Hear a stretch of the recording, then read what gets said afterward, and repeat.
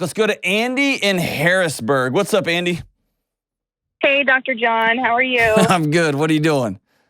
Right now, I'm just actually sitting on the beach in my car so that we're not disrupted by the ocean sounds. But yeah, enjoying a family vacation. Well, thanks for taking time away from the water for this knuckleheaded podcast. That's fantastic.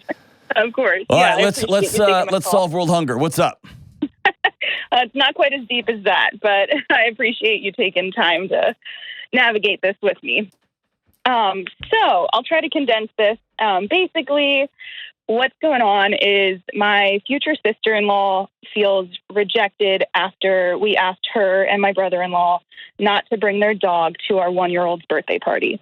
They ultimately, it sounds simple, but unfortunately it's kind of blown up in our face. No, it's not simple at all because you're dealing with madness. Yeah. It's not simple at all. Yeah. Wow. So they chose not to come to the party, which initially was kind of like offensive to us because we were like, no, we just want you to be there. Like, we just don't want your dog there and we want you guys to come. And so it felt to us like they were kind of like choosing their dog over our daughter. Hey, hold on. They 100% did. Yeah. It's not a feeling. It's data. It's true. They chose their dog over you. Or they chose the principle of nobody's going to tell me what to do over your boundaries. Right. Full stop. I think it stems a little deeper than that for them, though. I think that like this response like was triggered by something probably in my sister-in-law's past. I don't know for sure, but hold on. Doesn't matter. Don't get in her head and try to figure out why she's doing what she's doing and where it's coming from and all that. Doesn't matter. Yeah. You're going to make yourself crazy doing that, and you and your husband are going to get into fights over that. You're going to end up You ever seen the movie Being John Malkovich? No, I haven't. Okay, it's about they find a secret portal behind a file cabinet in an office that gets them inside of John Malkovich's head. It's a bananas movie. It's one of the most incredible movies you can ever see in your life. It's awesome, but it's madness. Everybody goes crazy, and don't get in her head. Doesn't matter. Yeah. She chose her dog over your kid. Yeah. Full stop. That's what happened.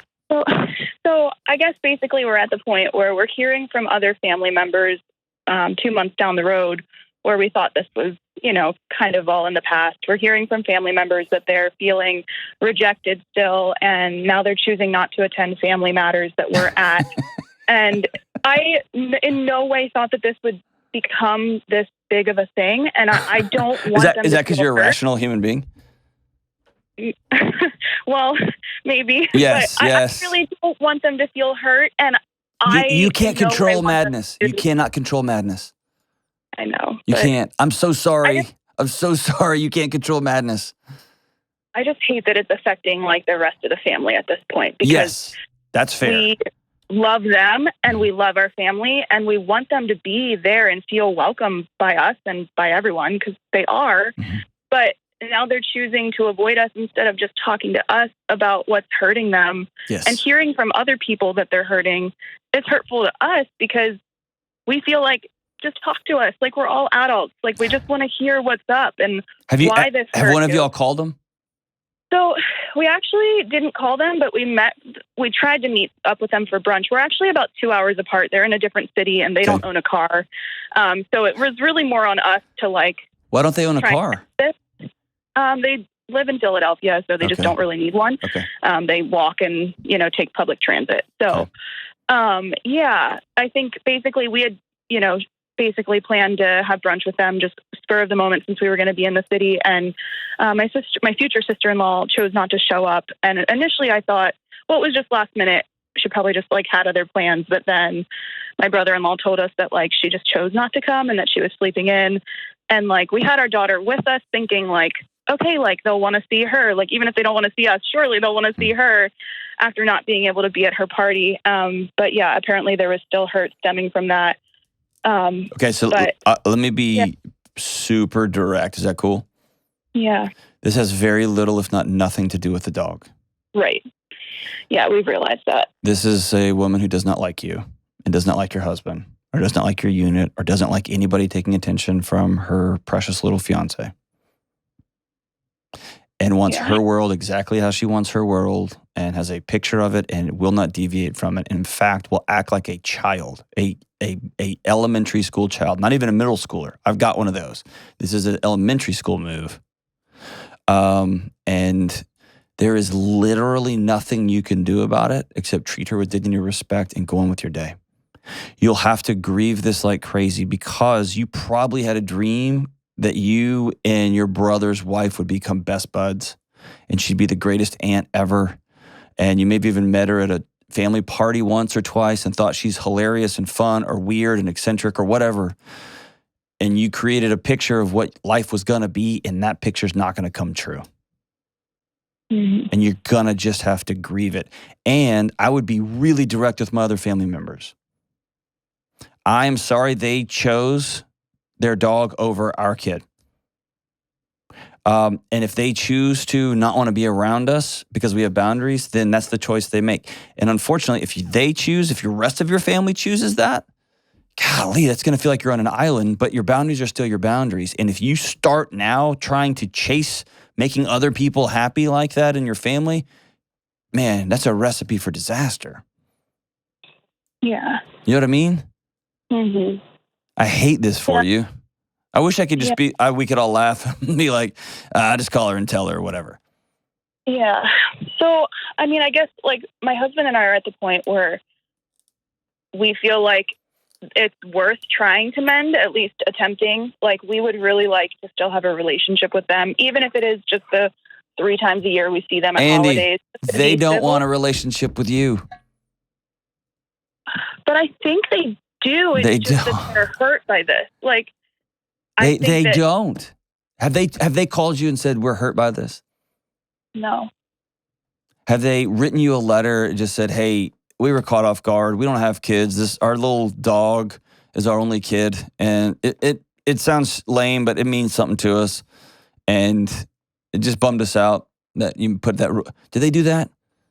No, I wish they would have. No, they talk crap about you to other people. They're trying to rally troops to their side.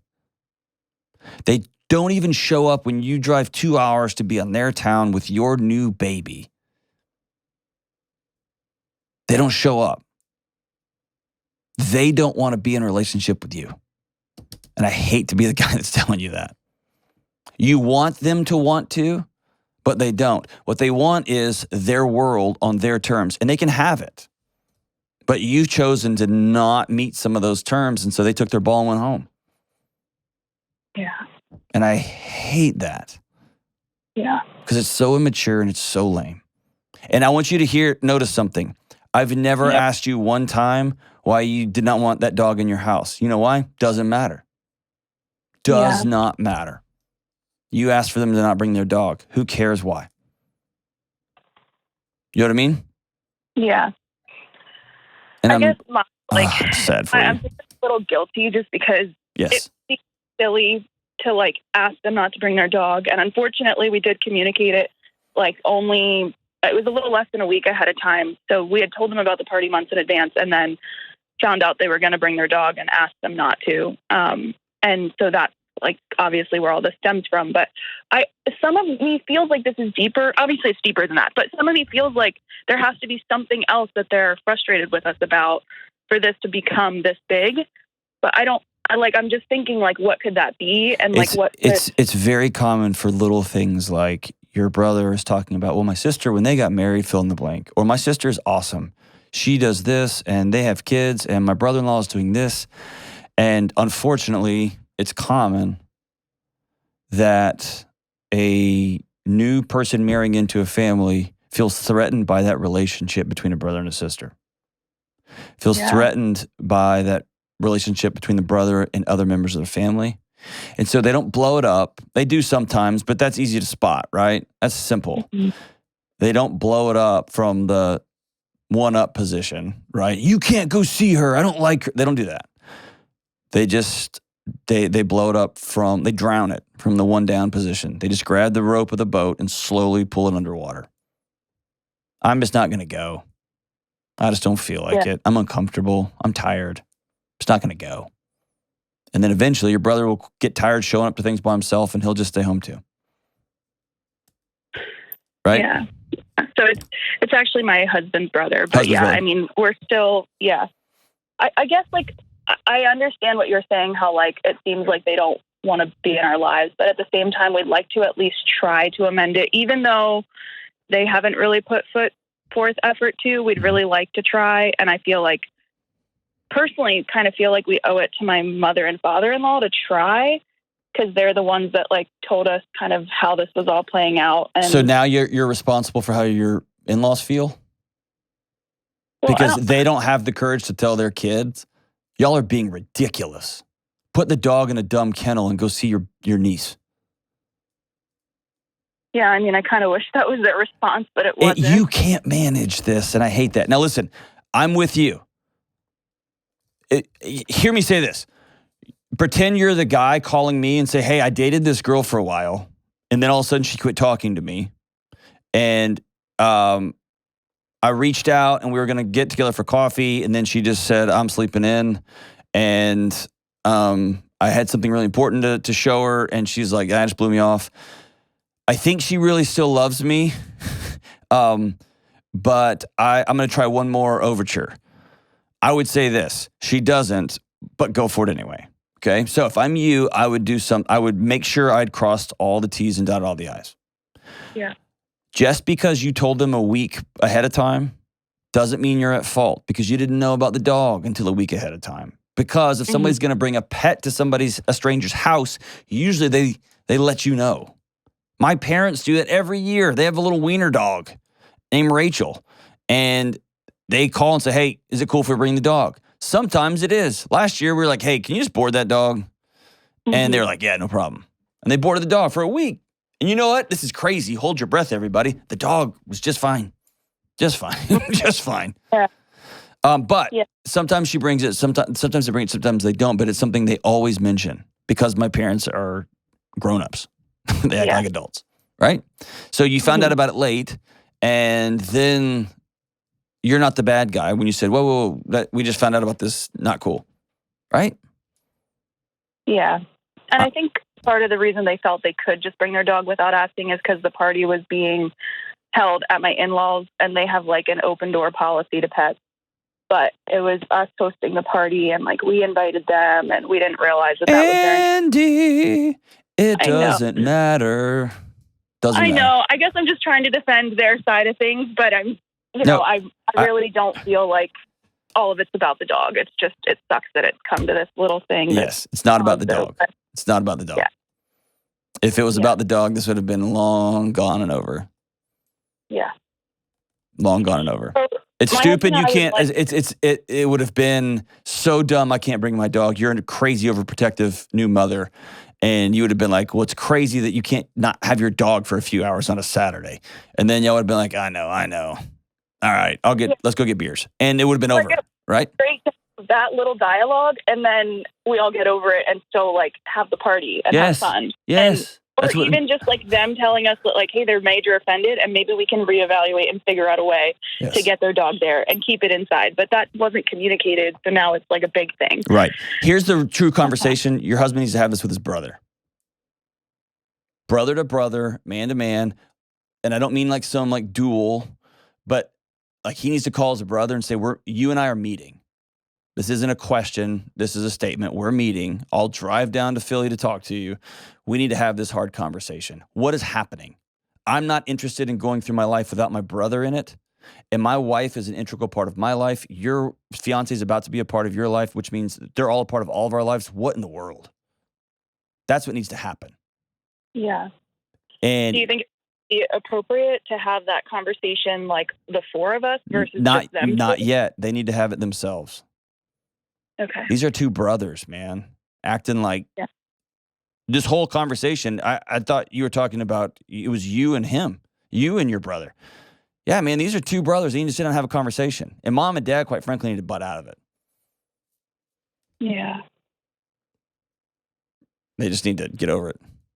Yeah, I really do feel like the issue is, unfortunately, more my future sister-in-law somehow having an issue with me. So that's why I was wondering if we should do it the four of us, like. Not yet. At some point, yes. If there's healing to take place and people are going to act like grown-ups, then yes, it'll probably include you and her getting in a room and saying, I like you. I don't know where we got sideways, but what can we do to move forward? Right, yeah. And I think the conversation starts with your brother. Because here's what's going to happen. You're going to find out that you said something 7 months ago that you have no recollection of, that hit her in the wrong way on the wrong day for the wrong reason, and it started a 1 degree turn sideways, and now it's a mess. Or she just doesn't like you and doesn't want to be a part of this big family and blah, blah, blah, blah, blah. At the end of the day, it doesn't matter because you can't get in her head. Yeah. But here's what like, before we get off the phone, hear me say this. You are responsible for your boundaries, and you are responsible for treating people with dignity and respect and kindness. Right, yeah. You cannot control how they respond and choose to act. Mm-hmm. And guilt is fine. Guilt's just a signal, right? It's a feeling. It's good. It's important. But it's something you look at because our feelings don't always tell us the truth. And I can feel guilty about something. I feel sad for the way somebody feels. I feel bummed out that my in-laws are mad at me. I feel bummed out that my brother-in-law's fiance is a middle schooler, or not even a middle schooler, an elementary school kid. And then suddenly you deconstruct that guilt, and it's not really guilt at all. It's just sad. I'm sad. I had a picture. Yeah. It's grief. I wanted it to be like this, and it actually is like this. Yeah. And it's a bummer. But, dude, I think your brother should call his brother today and say, just cut through the nonsense. You and I are meeting. We got to figure this out. I have a feeling my husband's not going to like that response. Why? Why would he not do that? Why would he not call his brother? Well, I feel like at this point we're just both like, we just want it to be resolved. And like, he kind of feels like it's, well, I don't know if he feels this way, but I feel like it is more from like my future sister-in-law's side. So. But he doesn't have any business talking to his brother's girlfriend. Call his brother and say, what in the world? Because at least his brother's going to have a true, honest discussion. And if he's already choosing, if younger brother is already choosing fiance over a conversation with his brother, then you have a big neon sign to where the problem is. Yeah. And I just breaks my heart. Breaks my heart. But at least when mom and dad call back, he can say, hey, I called brother and he wants nothing to do with me. He doesn't want to have a conversation with me. He's still acting like a middle school kid, blah, blah, blah. Sorry, I did. I reached out to him. I went and visited him. He didn't show up. She didn't show up. He won't have an honest, truthful conversation. At least you can report that back up to mother and dad so that they can call him and say, what's the matter with you? I raised you better than this. But here, so everybody listening, real quick, people in your life are going to come up with new boundaries. They're going to say no. They're going to say, no, thank you. Or I'm not, this thing isn't welcome here. Whether it's a dog or a pet or your loud F550 with the glass packs on it or whatever you're doing. Fine. Cool. Somebody's put a boundary in and you don't like that boundary. You choose, well, then if my F550 can't show up, if I can't show up to your kid's birthday party with my AR strapped on my back, whatever the thing is, if I can't do it, I'm opting out. Great, opt out. But do it with class and dignity and just say, hey, thanks, we're not going to be able to make it. Or I'm going to choose to, I travel only with my dog. It's helpful for me, and I understand you don't want my dog there, so that's great. So we're going to pass on the birthday party, but we'll catch up at another time. Just be an adult about it. Just be grown up about it. And if you're marrying into a family, you're marrying everybody in that family. Make peace with it. And if you marry somebody who has a great relationship with their sibling, don't blow that up. Honor that. Love it. Be so excited about it. Do whatever you can to nourish that relationship. Conflict deferred is conflict amplified. Have the conversation.